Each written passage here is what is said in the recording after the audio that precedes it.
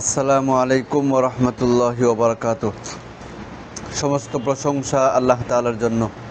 অগণিত দরুদ এবং সালাম সর্বশেষ নবী মুহাম্মদুর রাসূলুল্লাহ সাল্লাল্লাহু আলাইহি ওয়াসাল্লামের উপর, তার পরিবারবর্গ এবং সকল অনুসারী অনুগামীদের প্রতি। আল্লাহুম্মা সাল্লি আলাইহিম আল্লাহুম্মা বারিক আলাইহিম।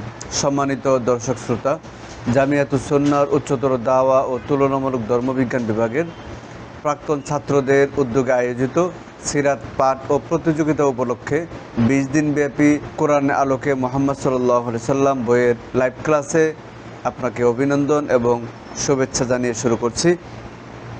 আজকে আমরা আলোচনা করব পাঠ্য বইয়ের 120 নম্বর পৃষ্ঠা থেকে 120 পৃষ্ঠা থেকে উম্মত ও ওয়ারিস, রাসূলুল্লাহ সাল্লাল্লাহু আলাইহি সাল্লামের উম্মত এবং ওয়ারিস সম্পর্কে কোরআনুল কারীমের কিছু বর্ণনা এবং আয়াত সংশ্লিষ্ট দুই একটি হাদিস। কোরআনুল কারীমে আল্লাহ তাআলা বলছেন যে আমি উম্মতে মুহাম্মদীকে, এই উম্মতকে অর্থাৎ আমাদেরকে আল্লাহ তাআলা মধ্যমপন্থী উম্মাহ হিসাবে বানিয়েছেন, মধ্যমপন্থী উম্মত বানিয়েছেন। সামাজিক, সাংস্কৃতিক, কর্ম, ইবাদত, আকীদা, বিশ্বাস সব দিক থেকে তারা মধ্যমপন্থী হবে, সব দিক থেকে তারা মধ্যমপন্থী হবে। না তারা বাড়াবাড়ি করবে না ছাড়াছাড়ি করবে, বাড়াবাড়িও করবে না ছাড়াছাড়িও করবে না। যেমন ইবাদত করতে করতে দুনিয়াবি সব কিছু ছেড়ে দিয়ে বৈরাগ্য হওয়া, ওইটাও করবে না। আবার ইবাদত ছেড়ে দিয়ে নাফরমান অবাধ্যও হবে না। এভাবে রাসূলুল্লাহ সাল্লাল্লাহু আলাইহি সাল্লামের উপর আমাদের যে ঈমান বিশ্বাস, আমরা বাড়াবাড়ি করে তাকে আল্লাহর পুত্র, আল্লাহর সমান, নাউজুবিল্লাহ ওরকমও বলি না, আবার অন্যান্য মানুষের মতোও বলি না। বরং আমরা বলি যে রাসূলুল্লাহ সাল্লাল্লাহু আলাইহি সাল্লাম সকল সৃষ্টির ঊর্ধ্বে তার মর্যাদা, সকল সৃষ্টির ঊর্ধ্বে তার মর্যাদা। তিনি আল্লাহ তাআলার সর্বশ্রেষ্ঠ সৃষ্টি।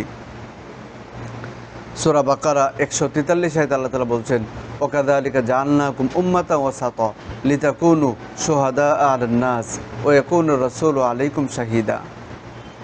এভাবেই আমি তোমাদেরকে মধ্যমপন্থী উম্মাহ হিসাবে দুনিয়াতে পাঠিয়েছি, মধ্যমপন্থী উম্মাহ বানিয়েছি।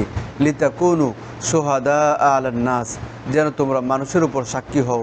ওয়া ইয়াকুনা রাসূলু আলাইকুম শাহীদা, এবং রাসূল হবেন তোমাদের উপর সাক্ষী। প্রিয় দর্শক শ্রোতা, আমরা যে বয়সের আছি, আমরা কয়জন বেঈমানকে ঈমানের দাওয়াত দিয়েছি, সে আমার দাওয়াত গ্রহণ করেছে, এর সাক্ষী আমি। অথবা কয়জন মুমিনকে আমলের দাওয়াত দিয়েছি, সে আমার আমলের দাওয়াত গ্রহণ করেছে, এর সাক্ষী আমি। অথবা আমার দাওয়াত সে প্রত্যাখ্যান করেছে, এর সাক্ষী হয়েছে আমি। আমাদের লাইভ ক্লাসের একজন ছাত্রী সম্ভবত তিনি প্রশ্ন করেছেন যে মহিলারা দাওয়াতের কাজ কিভাবে করবে। মহিলারা দাওয়াতের কাজ করার জন্য কমপক্ষে 2টা বিষয় খেয়াল রাখতে হবে। কমপক্ষে 2টা বিষয় খেয়াল রাখতে হবে। একটা হলো যে দাওয়াতের কাজ করতে যে ইসলামী শরিয়ার অন্য কোনো বিধান লঙ্ঘন করা যাবে না। দাওয়াতের কাজ করতে যে ইসলামী শরীয়তের অন্য কোনো বিধান লঙ্ঘন করা যাবে না। 2 নম্বর হলো স্বামী অথবা বাবা, অর্থাৎ তিনি যদি বিবাহিত হন তাহলে স্বামী, আর যদি অবিবাহিতা হন তাহলে বাবা অথবা স্বামীর অনুমতি ছাড়া তিনি ঘর থেকে বের হইতে পারবেন না, তিনি কোথাও যেতে পারবেন না। বাবা অথবা স্বামীর অনুমতি ছাড়া ঘর থেকে বের হওয়া তার জন্য উচিত হবে না। আর দাওয়াতের কাজের নামে দাওয়াতের কাজ করতে যে ইসলামী শরীয়তের অন্য কোনো বিধানকে লঙ্ঘন করা যাবে না।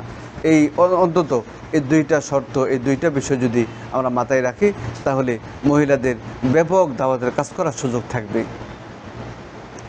এবং আমাদের যে অবস্থা, যে প্রেক্ষাপট, যে পরিস্থিতিতে আমরা এখন আছি, ওই পরিস্থিতিতে মহিলাদের মধ্যে দাওয়াতের কাজ বরং আরও বেশি জোরালো করা দরকার, আরও বেশি গতিশীল করা দরকার। কোরআনুল কারীমে আল্লাহ তাআলা যত জায়গায় দাওয়াত এবং তাবলীগের আলোচনা করেছেন, যত জায়গায় আল্লাহ তাআলা দাওয়াত তাবলীগের আলোচনা করেছেন, কোথাও পুরুষদের শর্তারোপ করেননি যে এটা শুধুমাত্র পুরুষরাই করবে, ওরকমটা করেননি। বরং সূরা তাওবার 71 নম্বর আয়াতে আল্লাহ তাআলা বলছেন, ওয়াল মুমিনুনা ওয়াল মুমিনাত বাদুহুম আউলিয়াউ বাদ ইয়ামুরুনা বিল মারুফ ওয়ানহাউনা আনিল মুনকার ওয়া ইউকিমুনাস সালাহ ওয়া ইউতুনাজ যাকাহ ওয়া ইউতিউনা আল্লাহ ওয়া রাসূলা উলাইকা সায়ারহামুহুমুল্লাহ ইন্নাল্লাহা আজিজুন হাকীম। আল্লাহ তাআলা বলছেন মুমিন পুরুষ এবং মুমিন নারী, মুমিন পুরুষ এবং মুমিন নারী তারা ভালো কাজের আদেশ করবে, মন্দ কাজে নিষেধ করবে, তারা সালাত প্রতিষ্ঠা করবে, যাকাত দিবে, আল্লাহ এবং তার রাসূলকে মেনে চলবে। আল্লাহ তাআলা তাদের উপর রহমত নাজিল করবেন, আল্লাহ তাআলা তাদের উপর অনুগ্রহ করবেন, আল্লাহ তাআলা তাদের উপর দয়া করবেন। তাহলে পুরুষ যেরকম ভালো কাজের আদেশ করবে, মহিলারাও ভালো কাজের আদেশ করবে। পুরুষ যেরকম মন্দ কাজে নিষেধ করবে, মহিলারাও মহিলাদেরকে মন্দ কাজে নিষেধ করবে। পুরুষ যেরকম পুরুষদেরকে আল্লাহর দিকে আহ্বান করবে, কল্যাণের দিকে দাওয়াত দেবে, এভাবে মহিলারাও মহিলাদেরকে কল্যাণের দিকে আহ্বান করবে, এরপরে আল্লাহর দিকে দাওয়াত দেবে। স্বাভাবিকভাবে ওরকম মহিলা খুঁজে কম পাওয়া যাবে, ওরকম মহিলা খুঁজে পাওয়া যাবে না যার বাসায় কেউ আসে না, তার মানে প্রতিবেশী পাশের বাসার মহিলারা তার কাছে আসে না, অথবা সে তাদের কাছে যায় না, ওরকম মহিলা খুঁজে পাওয়া মুশকিল। অর্থাৎ কেউ না কেউ তার বাসায় আসে, কারোর না কারোর বাসায় তিনিও যান।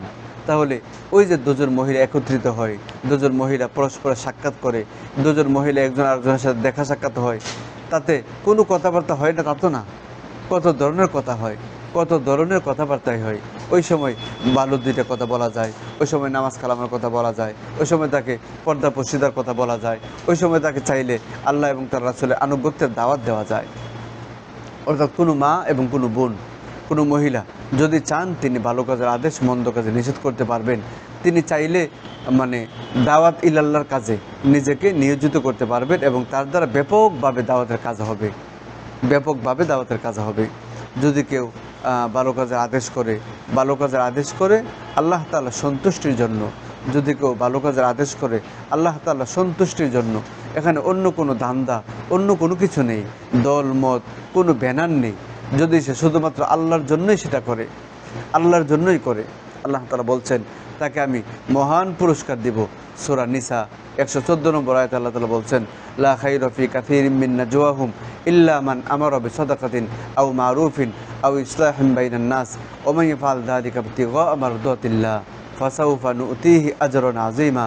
যদি কেউ ভালো কাজের আদেশ করে যালিকা ইবতিগাআ মারদাতিল্লাহ, এবং এটা যদি সে করে শুধুমাত্র আল্লাহর জন্য, শুধুমাত্র আল্লাহর জন্য, মানুষ আমাকে অনেক ভালো বলবে, মানুষ আমার প্রশংসা করবে, মানুষ আমাকে কি বলে ধার্মিক বলবে, ধর্ম প্রচারক বলবে ইত্যাদি, যে ওরকম কোনো কিছু না, বরং যালিকা ইবতিগাআ মারদাতিল্লাহ, ওরকমটা সে করে শুধুমাত্র আল্লাহর সন্তুষ্টির উদ্দেশ্যে, ভালো কাজের আদেশ করে শুধুমাত্র আল্লাহর সন্তুষ্টির উদ্দেশ্যে, ফাসাউফা নুতিহি আজরান আযীমা, আল্লাহ তাআলা তাকে মহান পুরস্কার দেবেন। যাই হোক, তাহলে আল্লাহ তাআলা সূরা বাকারা 143 নম্বর আয়াতে বলছেন ওয়াকাযালিকা জাআলনাকুম উম্মাতান ওয়াসাতা লিতাকুনু শুহাদা আলান নাস, আমি এই উম্মতকে মধ্যমপন্থী উম্মত হিসাবে দুনিয়াতে পাঠিয়েছি, মধ্যমপন্থী উম্মাহ বানিয়েছি। এভাবে সূরা আরাফের 181 নম্বর আয়াতে, সূরা আরাফের 181 নম্বর আয়াতে আল্লাহ তাআলা বলছেন যে আমি মানে এমন একটা জাতি, এমন কিছু মানুষকে সৃষ্টি করেছি যে তাদের মধ্যে একটি দল আছে যারা মানুষকে সত্যের পথ দেখায়, সেই অনুযায়ী ইনসাফ প্রতিষ্ঠা করে, তারা মানুষদেরকে সত্যের পথ দেখায়, সঠিক পথ দেখায়, হেদায়েতের পথ দেখায়, মানুষের মধ্যে ইনসাফ প্রতিষ্ঠা করে, ন্যায় করে। আমাদের অনেক সময় মানে পরিচিতির কারণে, সম্পর্কের কারণে, ভালোবাসার কারণে, আন্তরিকতার কারণে, তার সাথে কারোর কোনো ব্যক্তির সাথে আমার যে বন্ধন, ওই বন্ধনের কারণে আমরা ইনসাফ প্রতিষ্ঠা করতে পারি না। অথচ মুমিনের সাথে এটা কোনোভাবেই যায় না। মুমিন কখনো ইনসাফের পরিপন্থী করতে পারেন না।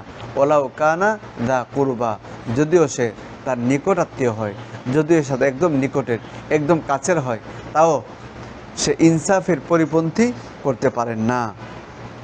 সূরা মাইদার 105 নম্বর আয়াত, সূরা মাইদার 105 নম্বর আয়াত আল্লাহ তাআলা বলছেন ইয়া আইয়ুহাল্লাযীনা আমানু আলাইকুম আনফুসাকুম লা ইয়াদুররুকুম মান দাল্লা ইযা ইহতাদাইতুম ইলাল্লাহি মারজিউকুম জামিআ ফায়ুনাব্বিউকুম বিমা কুনতুম তা'মালুন। এই আয়াতের তাফসীরের মধ্যে এসেছে, তাফসীর কুরতুবীর মধ্যে এসেছে যে ইমাম আব্দুল্লাহ ইবনু মুবারক রাহিমাহুল্লাহ তিনি বলেন যে এই আয়াত দ্বারা আমর বিল মারুফ নাহি আনিল মুনকার আবশ্যক হয়। এই আয়াত দ্বারা মানে ভালো কাজের আদেশ করা, মন্দ কাজের নিষেধ করা, এটা আবশ্যক বোঝা যায়। এর বিধানটা হলো আবশ্যক, এটা ঐচ্ছিক কোনো বিধান না যে কারো চাইলে ভালো কাজে আদেশ করলো, কারো চাইলে মন্দ কাজে নিষেধ করলো, বিষয়টা এমন না, বরং এটা আবশ্যকীয় একটা বিধান। এভাবে সূরা আলে ইমরান 110 নম্বর আয়াতে আল্লাহ তাআলা বলছেন, কুনতুম খায়রা উম্মাতিন উখরিজাত লিন-নাস তা'মুরুনা বিল মারুফ ওয়া তানহাউনা আনিল মুনকার ওয়া তু'মিনুনা বিল্লাহ। আল্লাহ তাআলা বলেন, আমি তোমাদেরকে সর্বশ্রেষ্ঠ উম্মত হিসাবে সৃষ্টি করেছি, সর্বশ্রেষ্ঠ উম্মত হিসাবে দুনিয়াতে প্রেরণ করেছি, মানুষের কল্যাণার্থে, মানুষের উপকারের জন্য। তা'মুরুনা বিল মারুফ ওয়া তানহাউনা আনিল মুনকার, তোমরা ভালো কাজের আদেশ করবে, মন্দ কাজে নিষেধ করবে। এই আয়াতের তাফসিরে আহকামুল কোরআনের মধ্যে বিস্তারিত আলোচনা হয়েছে। সেখানে আমর বিল মারুফ নাহি আনিল মুনকার, ভালো কাজের আদেশ করা, মন্দ কাজে নিষেধ করা, এর বিধান ফরজ উল্লেখ করা হয়েছে। এভাবে সূরা আলে ইমরান 104 নম্বর আয়াতে আল্লাহ তাআলা বলছেন, ওয়ালতাকুম মিনকুম উম্মাতুন ইয়াদউনা ইলাল খায়র ওয়া ইয়ামুরুনা বিল মারুফ ওয়া ইয়ানহাউনা আনিল মুনকার ওয়া উলাইকা হুমুল মুফলিহুন ওয়া উলাইকা হুমুল মুফলিহুন। আল্লাহ তাআলা বলেন, তোমাদের মধ্যে কিছু মানুষ থাকবে যারা ভালো কাজের আদেশ করবে, মন্দ কাজে নিষেধ করবে, যারা কল্যাণের পথে আহ্বান করবে, আল্লাহ তাআলা তাদেরকে সফলতা দান করবেন। এই আয়াতের তাফসিরের মধ্যে, তাফসিরে বয়ানুল কোরআনের মধ্যে এসেছে ওয়ালতাকুম মিনকুম, ওই যে মিম নুন একটা আছে মিন, ওই মিন বিষয়ে মুফাসসিরিনে কেরাম, ব্যাখ্যাকারক যারা, তারা মত ভিন্নতা পোষণ করেছেন। কেউ কেউ বলছেন ওই মিনটা হলো মিনে বায়ানিয়া, মানে ব্যাখ্যামূলক মিন। তাহলে যারা বলছেন এই মিনটা হলো ব্যাখ্যামূলক, তাদের বক্তব্য হলো আমর বিল মারুফ নাহি আনিল মুনকার ফরজে আইন, প্রত্যেকের উপর সাধ্য অনুযায়ী এটা ফরজে আইন। আর যারা বলছেন ওয়ালতাকুম মিনকুম, এর মধ্যে মিনটা হলো অংশ বোঝানোর জন্য এসেছে, মিনে তাবেইজিয়া, তারা বলছেন যে ওই মিনটা হলো অংশ বোঝানোর জন্য এসেছে। সুতরাং আমর বিল মারুফ নাহি আনিল মুনকার, ভালো কাজের আদেশ করা, মন্দ কাজে নিষেধ করা, ওইটা হলো ফরজে কিফায়া। কিছু মানুষ যদি পালন করে তাহলে সবার পক্ষ থেকে আদায় হয়ে যাবে। আমাদের উস্তাদ মুফতি জুবায়ের সাহেব হাফিজাহুল্লাহ, তিনি বলেন যে আচ্ছা, আমাদের এমন কোনো এলাকা কি আছে যা আমরা এই এলাকার সকলে মিলে ওরকম একজন দুইজনকে দায়িত্ব দিয়েছি, একজন দুইজনকে এরকম দায়িত্ব দিয়েছি যে তোমরা আমাদের পক্ষ থেকে ভালো কাজে আদেশ করতে থাকো, মন্দ কাজে নিষেধ করতে থাকো, এটাই তোমাদের দায়িত্ব। আর তোমাদের পরিবার পরিজন তাদের দেখাশোনার দায়িত্ব আমাদের। অর্থাৎ আমরা আমাদের সকলের পক্ষ থেকে ওরকম ফরজে কিফায়া আদায় করার জন্য কাউকে দায়িত্ব দিয়েছি কিনা, যে দেইনি আল্লাহ, তাহলে আমাদের মাধ্যমে ফরজে কিফায়া আদায় হচ্ছে না।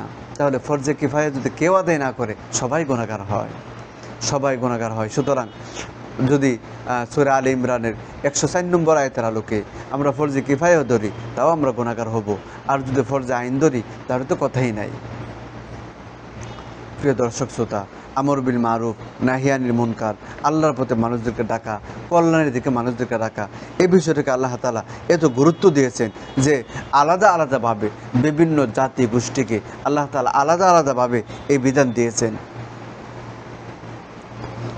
যেমন আল্লাহ তাআলা বলছেন সকল নবী রাসূলদের ক্ষেত্রে, সকল নবী রাসূলদের ক্ষেত্রে আল্লাহ তাআলা বলছেন সূরা নাহলের 36 নম্বর আয়াত, ওয়ালাকাদ বাসনা ফি কুল্লি উম্মাতির রাসূল আন ইয়াবুদুল্লাহ ওয়াজতানিবুত তাগুত।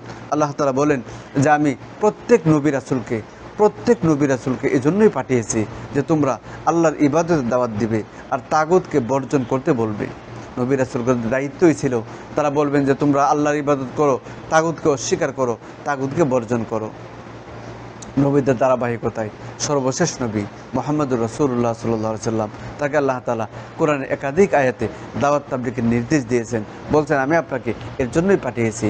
সূরা আহজাবের 45-46 আয়াতে আল্লাহ তাআলা বলছেন, ইয়া আইয়ুহান নাবিয়্যু ইন্না আরসালনাকা শাহিদান ওয়া মুবাশশিরান ওয়া নাযীরা ওয়া দাঈয়ান ইলাল্লাহি বিইذনিহি ওয়া সিরাজাম মুনীরা।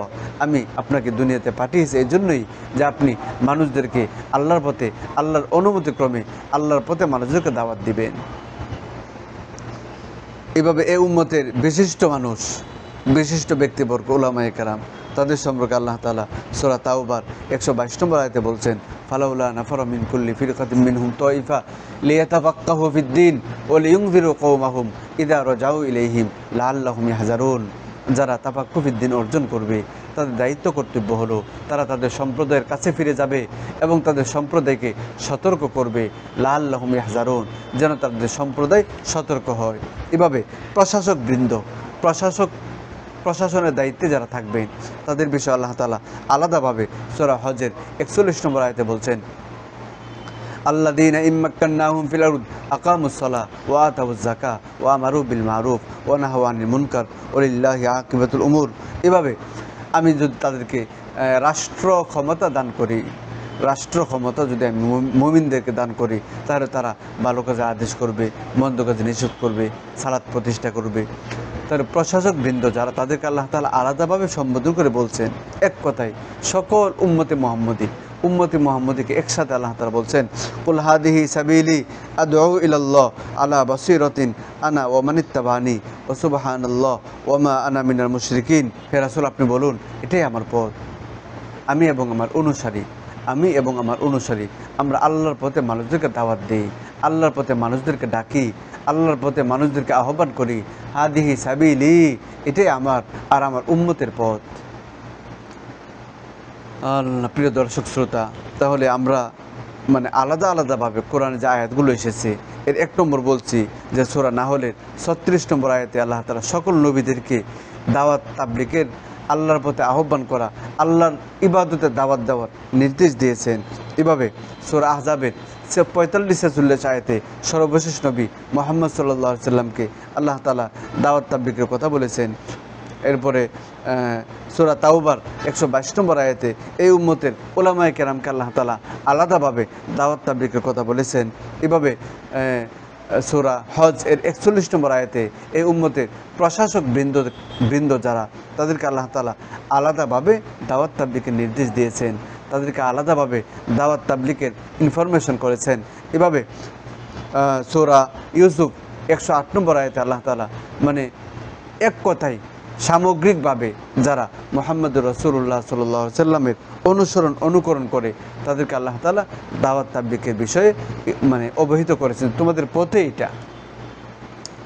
পথে এটা যে তোমরা মানুষদেরকে ভালো কাজের আদেশ করবে, মন্দ কাজে নিষেধ করবে।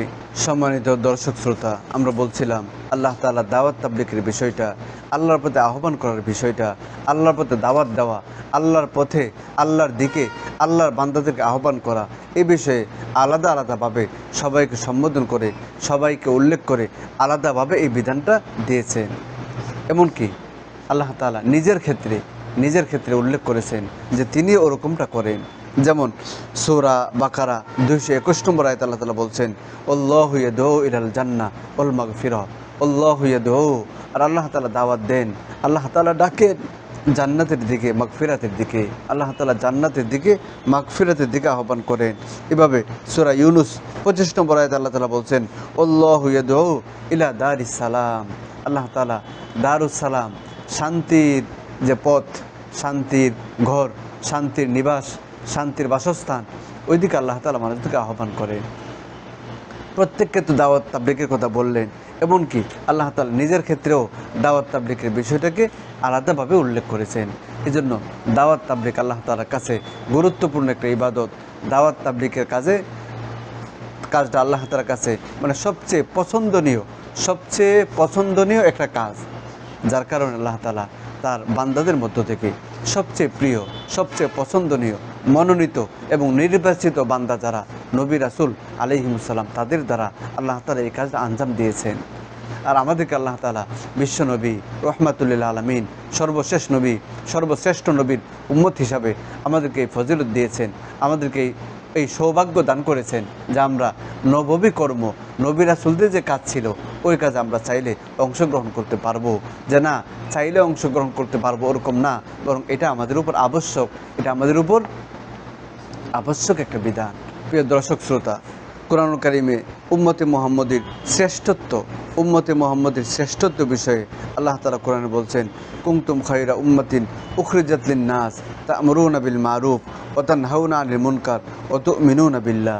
এই উম্মতের শ্রেষ্ঠত্বের কারণটা হলো যে আল্লাহ তাআলা তাদেরকে মানুষের কল্যাণার্থে সৃষ্টি করেছেন, মানুষের কল্যাণের জন্য আল্লাহ তাআলা তাদেরকে দুনিয়াতে পাঠিয়েছেন, দুনিয়াতে প্রেরণ করেছেন। এজন্য আমি যদি উম্মতে মুহাম্মদীর দলের ভিতরে থাকতে চাই, আমি যদি শ্রেষ্ঠত্বের যে এরিয়া এর মধ্যে যদি আমি থাকতে চাই, শ্রেষ্ঠত্ব যে পদবী ওই পদবীর ভিতরে যদি আমি থাকতে চাই, তাহলে আমি মানুষের উপকার করব। ঘটনাক্রমে আমাদের অবস্থা হয়ে গেছে যে উপকার করার তো দূরের কথা, আমরা সবসময় শুধু কার কিভাবে ক্ষতি করা যায় সেই ধান্দায় থাকি। কার কিভাবে ক্ষতি করা যায় ওই ধান্দায় থাকি। ওইটা ঈমানের সাথে যায় না। কোনো মুমিন ওরকমটা করতে পারে না যে তিনি শুধু মানুষের ক্ষতি করা ধান্দা করবেন। কোনো ব্যক্তি মানুষের ক্ষতি করার ধান্দা করবে, ওইটা ঈমানের সাথে যায় না। আল্লাহ, ওইটা আমাদের আলোচ্য বিষয় না। অন্যান্য হাদিস আয়াতের মধ্যে এসেছে যে ওই লোক মুমিন না, যে মানুষদেরকে কষ্ট দেয়, সে মুমিন না। এই জন্য কোনো মুমিনের সাথে, কোনো ইমানদারের সাথে এই বিষয়টা যায় না যে তিনি আরেকজনের ক্ষতি করার ধান্দা করবেন, আরেকজনের ক্ষতি করার প্রচেষ্টা করবেন, আরেকজনের ক্ষতি করার চিন্তা করবেন, আরেকজনের মানহানির প্ল্যান করবেন। এগুলো অন্তত ইমানের সাথে এগুলো কোনোভাবেই যায় না। আল্লাহ তাআলা আমাদেরকে বলছেন যে তোমরা শ্রেষ্ঠ উম্মত, কেননা তোমাদেরকে মানুষের উপকারের জন্য সৃষ্টি করা হয়েছে, তোমাদেরকে মানুষের উপকারের জন্যই বানানো হয়েছে। যেন আমাদের উচিত সবসময় মানুষের উপকার করা, সবসময় মানুষের কল্যাণের চিন্তা করা।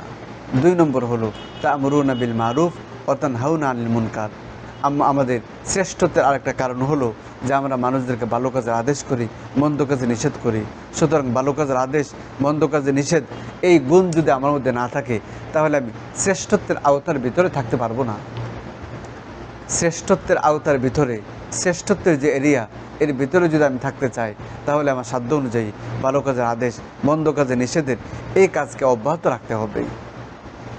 তাহলে উম্মতে মুহাম্মদীর শ্রেষ্ঠত্বের কারণ সূরা আলী ইমরানের 110 নম্বর আয়াতে বলা হয়েছে 2টা। একটা হলো যে তারা সবসময় মানুষের কল্যাণ করে, মানুষের কল্যাণের জন্যই তাদের সৃষ্টি, তাদের দুনিয়াতে আবির্ভাব। আর 2 নম্বর হলো তারা ভালো কাজের আদেশ করে, মন্দ কাজে নিষেধ করে, ভালো কাজের আদেশ করে, মন্দ কাজে নিষেধ করে। আমরা যদি এখানে একটু চিন্তা করার চেষ্টা করি যে আল্লাহ তাআলা বলছেন যে আমাদের শ্রেষ্ঠত্বের কারণ হলো আমরা মানুষদেরকে ভালো কাজে আদেশ করি, মন্দ কাজে নিষেধ করি। তা মন্দের মধ্যে সবচেয়ে নিকৃষ্টতম মন্দ কোনটা? যেমন কোরআনুল কারীমের সূরা লুকমান 12 নম্বর আয়াত আল্লাহ তাআলা বলছেন ইন্না শিরকা লা যুলমুন আযীম। শিরক হলো নিকৃষ্টতম একটা মন্দ, শিরক হলো নিকৃষ্টতম ভয়াবহ একটা পাপ। তাহলে শিরক যদি আল্লাহর সাথে শরিক করা, আল্লাহর সাথে অংশীদার করা, এটা যদি হয় নিকৃষ্টতম গর্হিত মহাপাপ, তাহলে এর বিপরীতে তাওহীদে বিশ্বাস, এটা হলো সবচেয়ে বড় পুণ্য, সবচেয়ে বড় সওয়াবের কাজ।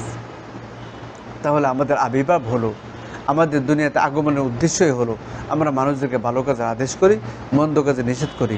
তা ভালো কাজের আদেশ এর মধ্যে সর্বশ্রেষ্ঠ ভালো যেহেতু ঈমান, সুতরাং ঈমানের দাওয়াত দেওয়া এটা হলো ভালো কাজের আদেশের প্রথম স্তর। এভাবে মন্দ কাজে নিষেধ করা সবচেয়ে নিকৃষ্ট ভয়াবহ পাপ যেহেতু শিরিক, সুতরাং শিরিকে নিষেধ করা এটা হলো মন্দ কাজে নিষেধের প্রথম স্তর। আমরা কখনো কখনো প্রথম স্তরের আশপাশেও আমরা যাই না, আমরা অনেক দূর দূরান্ত থেকে শুরু করি। যাই হোক, তাহলে আমরা চেষ্টা করব বেঈমানকে ঈমানের দাওয়াত দেওয়া, এটা হলো সবচেয়ে বড় ভালো কাজের আদেশ। ভালো কাজের আদেশের মধ্যে এটা হলো অন্যতম শ্রেষ্ঠ আদেশ। এভাবে মুশরিককে শিরিকে নিষেধ করা, যেমন মাজার পূজা শিরিক, মাজারে মান্নত করা শিরিক, মাজারে সিজদা করা শিরিক। হ্যাঁ, আমাদের দেশে ওরকম নামদারি মুসলমানদের মধ্যে অহরহ শিরিক আছে, ওই শিরিকগুলোতে নিষেধ করা এটা হলো মন্দে নিষেধের প্রথম স্তর, প্রিয় দর্শক শ্রোতা, কোরআনুল কারীমে আল্লাহ তাআলা উম্মতে মুহাম্মদের বৈশিষ্ট্য উল্লেখ করেছেন। তারা কি বৈশিষ্ট্যের, কি গুণাবলীর মানুষ, কি আকৃতি প্রকৃতির মানুষ। কোরআনুল কারীমের সূরা আলী ইমরান 114 নম্বর আয়াতে আল্লাহ তাআলা বলছেন ইউমিনুনা বিল্লাহি ওয়াল ইয়াউমিল আখির ওয়া ইয়ামুরুনা বিল মারুফ ওয়া ইয়ানহাউনা আনিল মুনকার ওয়া ইসারিউনা ফিল খায়রাত ওয়া উলাইকা মিনাস সলিহিন। ইউমিনুনা বিল্লাহ ওয়াল ইয়াউমিল আখির, তারা আল্লাহর উপর এবং আখিরাতের উপর ঈমান রাখে। ওয়ায়ামুরুনা বিল মারুফ, তারা ভালো কাজের আদেশ করে। ওয়ানহাউনা আনিল মুনকার, এবং মন্দ কাজে নিষেধ করে। আর ওয়াইসারিউনা ফিল খাইরাত, আর তারা কল্যাণকর কাজে প্রতিযোগিতা করে। তারা কল্যাণকর কাজে প্রতিযোগিতা করে। ওয়াইসারিউনা ফিল খাইরাত, তারা কল্যাণকর কাজে প্রতিযোগিতা করে। ওয়া উলাইকা মিনাস সলিহিন, তারা হল নেককার, তারা হলো সৎ কর্মশীল, তারা নেককার। আল্লাহ তাআলা এই আয়াতে উম্মতি মুহাম্মদীর যে বৈশিষ্ট্য উল্লেখ করেছেন, এর অন্যতম একটা বৈশিষ্ট্য হলো যে তারা ভালো কাজে আদেশ করে, মন্দ কাজে নিষেধ করে। আরেকটা গুরুত্বপূর্ণ বৈশিষ্ট্য হলো তারা ভালো কাজে প্রতিযোগিতা করে। ভালো কাজে তারা প্রতিযোগিতা করে। কোরআনের অন্যান্য আয়াতেও ভালো কাজে প্রতিযোগিতার বিষয়টা এসেছে। এই আয়াত হাদিস থেকেই আমরা সিরাত পাঠ ও প্রতিযোগিতার অনুপ্রেরণা পেয়েছি। এখান থেকে আমাদের সিরাত পাঠ ও প্রতিযোগিতার উৎস বা এখান থেকে আমাদের শুরু হয়েছে। সুতরাং আমরা যদি সিরাত পাঠ ও প্রতিযোগিতায় যারা অংশ নিব এবং যারা আয়োজনের মধ্যে থাকব, আয়োজকদের সবাই এবং অংশগ্রহণকারী সবাই, আমরা এই নিয়তেই এর মধ্যে অংশ নিচ্ছি যে মানে ভালো কাজে প্রতিযোগিতাটা একটা সওয়াবের কাজ। আল্লাহ তাআলা ভালো কাজে প্রতিযোগিতা করার কথা বলেছেন। উম্মতে মুহাম্মদীর গুণাবলী বৈশিষ্ট্যের মধ্যে উল্লেখ করেছেন যে তাদের বৈশিষ্ট্য হলো তারা ভালো কাজে মানে প্রতিযোগিতা করে। এই নিয়তে যদি আমরা সিরাত পাঠ প্রতিযোগিতায় অংশগ্রহণ করি, এর মধ্যে সময় দেই, শ্রম দেই, অর্থ ব্যয় করি, তাহলে এই সময় শ্রম দেওয়া, অংশগ্রহণ করা, সম্পৃক্ত হওয়া এবং এর মধ্যে টাকা পয়সা খরচ করে সবগুলো হবে আমাদের দুনিয়া এবং আখিরাতে সৌভাগ্যের কারণ। আর যদি নিয়তের মধ্যে ঝামেলা হয়, নিয়তের মধ্যে যদি সমস্যা হয়, আল্লাহ তো আমাদের মাফ করেন, তাহলে আমরা কিচ্ছু পাবো না। প্রিয় দর্শক শ্রোতা, আমরা যারা সিরাত পাঠ ও প্রতিযোগিতায় অংশগ্রহণ করব, আমি আপনাদের ছোটো ছোটো কয়েকটা বিষয় বলবো। এক নম্বর হলো যে পুরা বই থেকে প্রশ্ন হবে। কেউ যদি পুরা বইটাকে ভালো করে না পড়ে, তাহলে তিনি পরীক্ষায় উত্তীর্ণ হতে পারবেন না। এবং দেখেন অন্যান্য জায়গায় যেরকম প্রতিযোগিতা হয়, যে প্রতিযোগিতার মধ্যে বলে ধরেন যে সবচেয়ে বেশি নাম্বার পাবে সে 1 নম্বর হবে। আমাদের কিন্তু সবচেয়ে বেশি নাম্বার পেলেই 1 নম্বর হবে, বিষয়টা এইভাবে না, বরং মানে 95 থেকে 100 হলো প্রথম বিভাগ, এরপরে হলো 90 থেকে 94 দ্বিতীয় বিভাগ, 85 থেকে 89 তৃতীয় বিভাগ। তার মানে আপনি যদি অন্তত 95 নম্বর না পান, তাহলে আপনি প্রথম বিভাগে উত্তীর্ণ হতে পারেননি। প্রথম বিভাগে উত্তীর্ণ হওয়ার জন্য 95 নম্বর পাওয়া শর্ত। তাহলে আপনি যদি 85-86 নম্বর পান, তাহলে আপনি উত্তীর্ণ হবেন তৃতীয় বিভাগে। আপনি নিয়মাবলীর মধ্যে দেখছেন যে বিভাগওয়ারে কিন্তু আমাদের পুরস্কারগুলো ভাগ করা আছে। তাহলে 1 নম্বর আমি বলবো কি, যে আপনি এই পুরা বইটাকে ভালো করে পড়বেন এবং যে কোনো বই, যে কোনো পুস্তক, যে কোনো পরীক্ষায় ভালো ফলাফল করার জন্য কয়েকটা ধরন, কয়েকটা সিস্টেম অবলম্বন করা যায়। 1 নম্বর হলো যে এই পাঠটা আপনি নিরিবিলি পড়বেন, মাথায় নেওয়ার চেষ্টা করবেন। 2 নম্বর হলো আপনি কী পড়লেন এটা পারলে কোথাও লিখে ফেলবেন, নিজের মতো করে লেখেন যে আমি কী পড়েছি এখানে। আচ্ছা, 3 নম্বর হলো যে এটা কারোর সাথে গল্প করা, কাউকে এটা বলা, কারোর সাথে এই বিষয়টা আলোচনা করা। যদি আপনি আলোচনা করার মতো কাউকে না পান, তাহলে একা একাই গল্প করেন। যেমন আমরা এখন যে পাঠটা পড়তেছি, এটা হলো আমাদের পাঠ্য বইয়ের 121 পৃষ্ঠা, 121 পৃষ্ঠা 12 নম্বর টপিকের 2 নম্বর অংশ, উম্মতে মুহাম্মদীর বৈশিষ্ট্য। তাহলে উম্মতে মুহাম্মদীর বৈশিষ্ট্য এখানে আমরা পড়ার পর আপনি এটা নিজের মতো করে লেখার পরে অন্য যে কোনো ব্যক্তির সাথে গল্প করেন, অথবা গল্প করার কাউকে না পেলে নিজে গল্প করেন যে কোরআনে আল্লাহ তাআলা বলছে যে উম্মতি মুহাম্মদের অনেকগুলো বৈশিষ্ট্য আছে। যেমন একটা হলো তারা আল্লাহ আখিরাতে বিশ্বাস করে, এরপরে একটা হলো তারা ভালো কাজের আদেশ করে, একটা হলো তারা মন্দ কাজে নিষেধ করে, একটা হলো তারা প্রতিযোগিতা করে, ভালো কাজে প্রতিযোগিতা করে। এইভাবে আপনি একা একা গল্প করেন। তাহলে 3টা কাজ যদি আপনি করতে পারেন, এই বিষয়ের উপর আপনি যে কোনো জায়গায়, যে কোনোভাবে, যে কোনো পদ্ধতিতে আপনি পরীক্ষা দেন, ভালো ফলাফল করবেন ইনশাআল্লাহ। তাহলে সিরাত পাঠ প্রতিযোগিতায় যারা অংশগ্রহণ করবেন, আমি আপনাদের পরীক্ষায় ভালো ফলাফল করার জন্য যে ফ্রি পরামর্শটা দিলাম, সেটা হলো একটা পাঠ আপনি ঠান্ডা মাথায় আগে পড়বেন, এরপরে ওই পাঠটাকে কোথাও লেখার চেষ্টা করবেন, এরপরে 3 নম্বর ধাপ হলো এটাকে কারোর সাথে আলোচনা করার চেষ্টা করবেন। তাহলে দেখবেন আপনি অনেক ভালো ফলাফল করবেন ইনশাআল্লাহ। তাহলে এটা হলো মানে পুরা বইটা ভালো করে পড়া 1 নম্বর। 2 নম্বর হলো যা সিরাত পাঠ প্রতিযোগিতার অন্যতম একটা লক্ষ্য উদ্দেশ্য হলো রাসূলুল্লাহ সাল্লাল্লাহু আলাইহি সাল্লামকে জানা, তার আদর্শকে জানা, তার ব্যক্তিত্বকে জানা। সুতরাং আল্লাহ নবীকে জানার নিয়তে আপনি পড়েন। পরীক্ষায় পাশ করা ফেল করা ওগুলো আপনার মাথায় না থাক, ওগুলো চিন্তা করার দরকার নেই। আপনি এবং রাসূলকে জানার উদ্দেশ্যে পড়েন, দেখবেন আপনি পাশ করেন অথবা ফেল করেন, আপনি প্রশান্তি লাভ করবেন।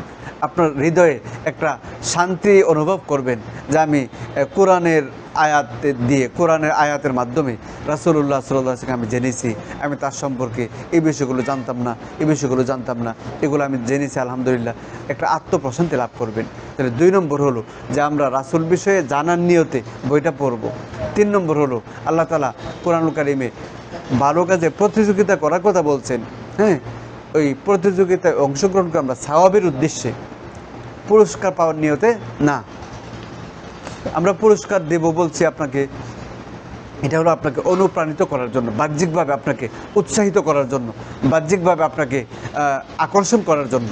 কিন্তু আমরা যারা অংশগ্রহণ করব আমাদের নিয়ত থাকবে যে প্রতিযোগিতা, ভালো কাজে প্রতিযোগিতাটা হলো একটা ইবাদত, গুরুত্বপূর্ণ ইবাদত, উম্মতে মুহাম্মদের বৈশিষ্ট্য। সেই হিসাবে আমি এই ভালো কাজের প্রতিযোগিতায় অংশগ্রহণ করব। প্রিয় দর্শক শ্রোতা, প্রতিযোগী বন্ধুরা যারা, বিশেষ করে আমি আপনাদের আজকে কথা প্রসঙ্গে 3টা গুরুত্বপূর্ণ বিষয় বলছি।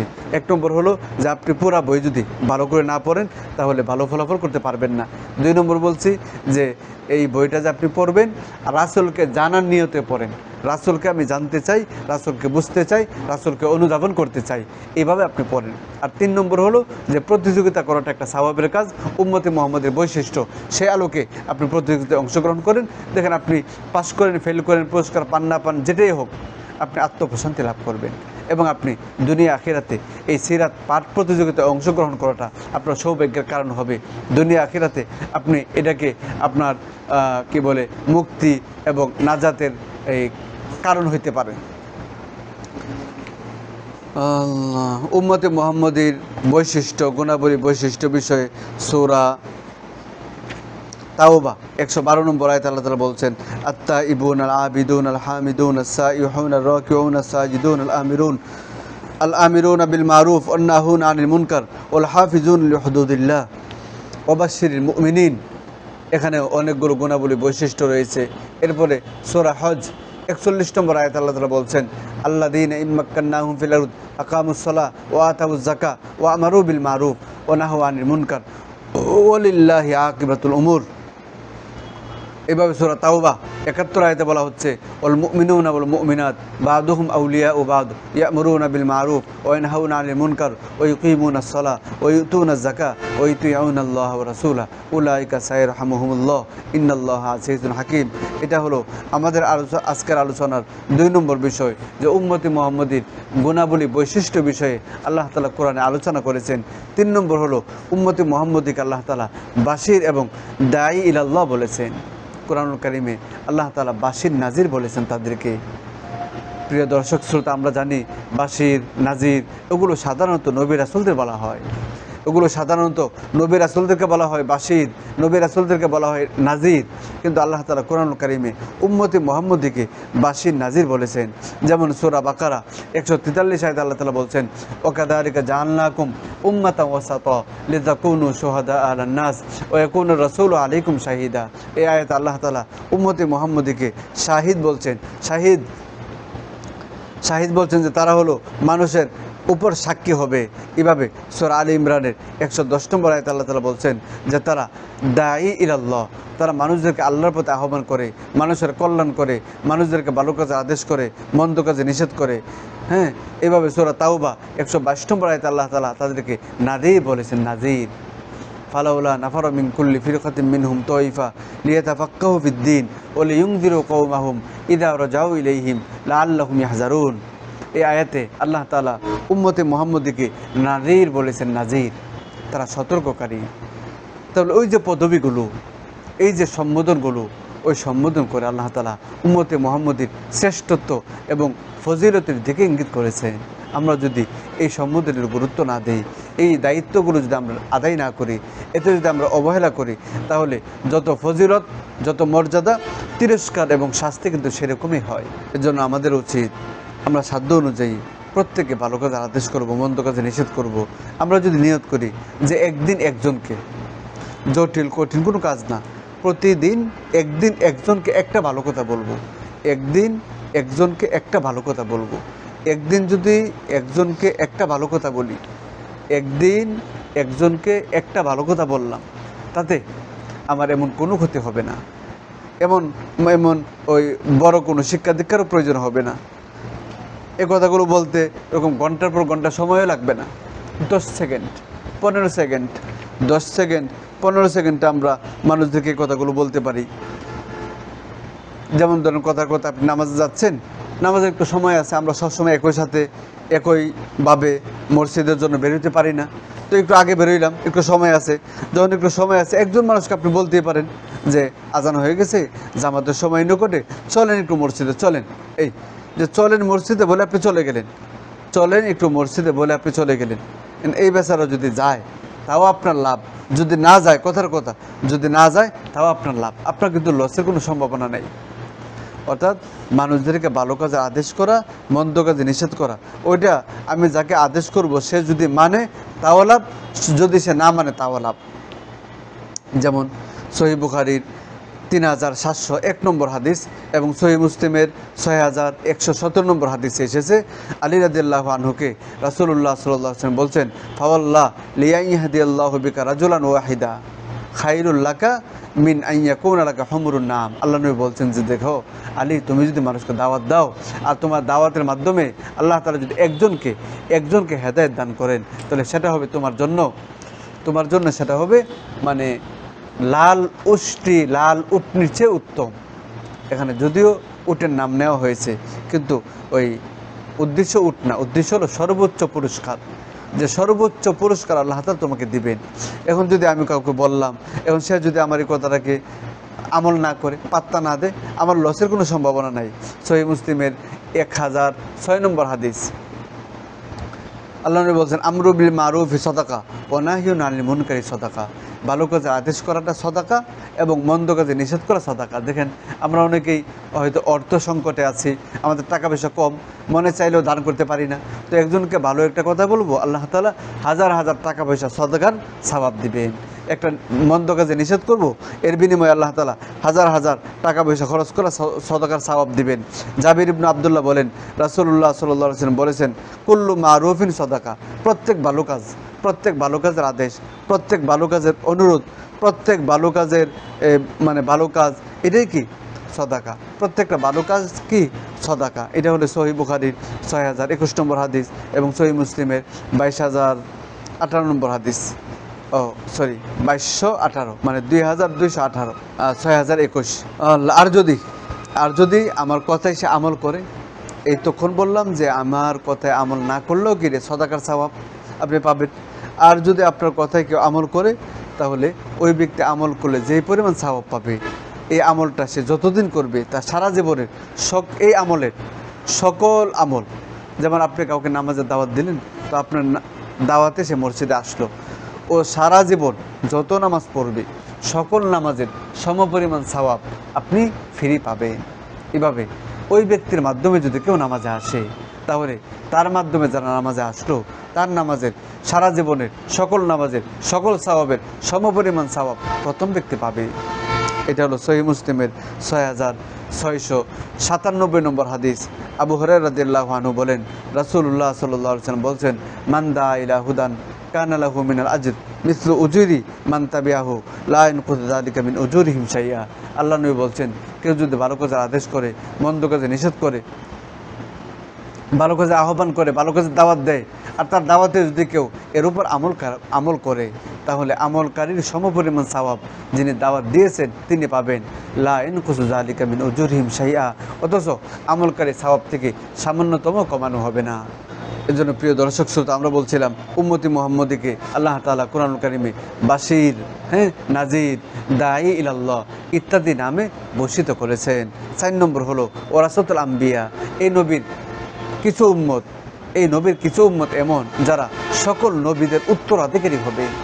তাদেরকে উত্তরাধিকারী বানানোর জন্য আল্লাহ তাআলা মনোনীত করেছেন, নির্বাচন করেছেন। সূরা ফাতির 32 নম্বর আয়াতে আল্লাহ তাআলা বলছেন, সুম্মা আওরাসনাল কিতাব আল্লাযীনা ইসতাফাইনা মিন ইবাদিনা ফামিনহুম যালিমুন লিনাফসি।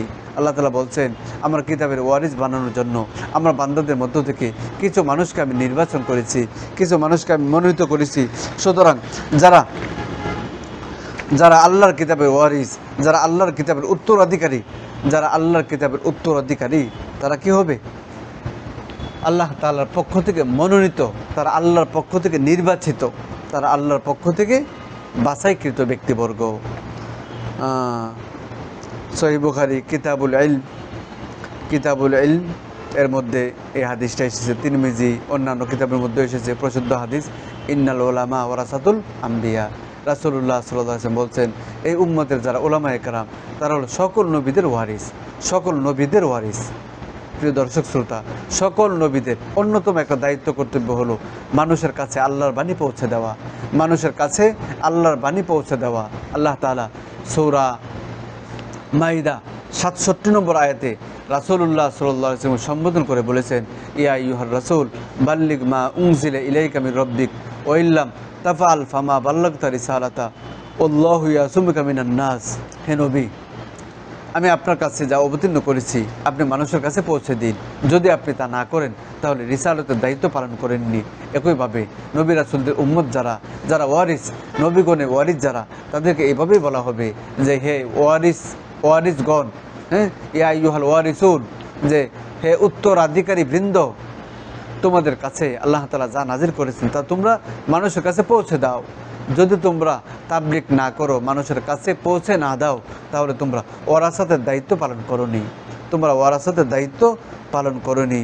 প্রিয় দর্শক শ্রোতা, তাহলে আমরা প্রত্যেকেই আমাদের সাধ্য অনুযায়ী চেষ্টা করব, আমি যেন প্রত্যেক দিন অন্তত একজনকে একটা ভালো কথা বলি, প্রত্যেক দিন অন্তত একজনকে একটা খারাপই নিষেধ করি।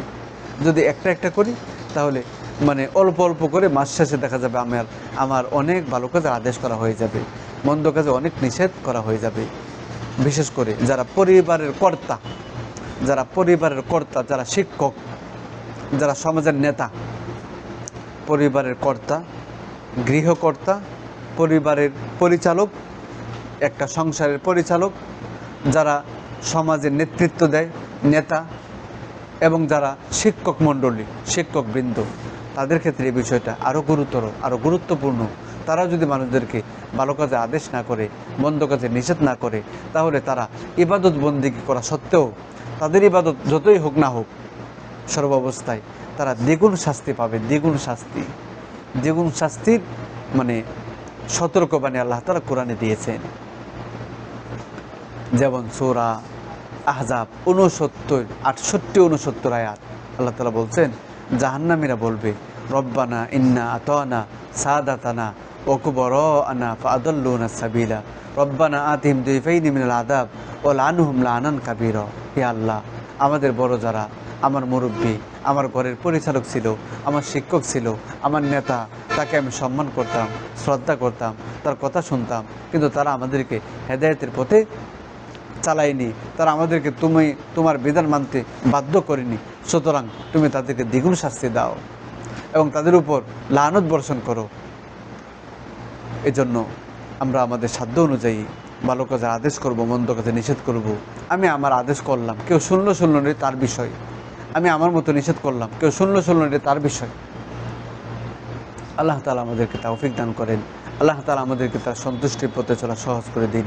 আসসালামু আলাইকুম ওয়া রাহমাতুল্লাহি ওয়া বারাকাতুহু।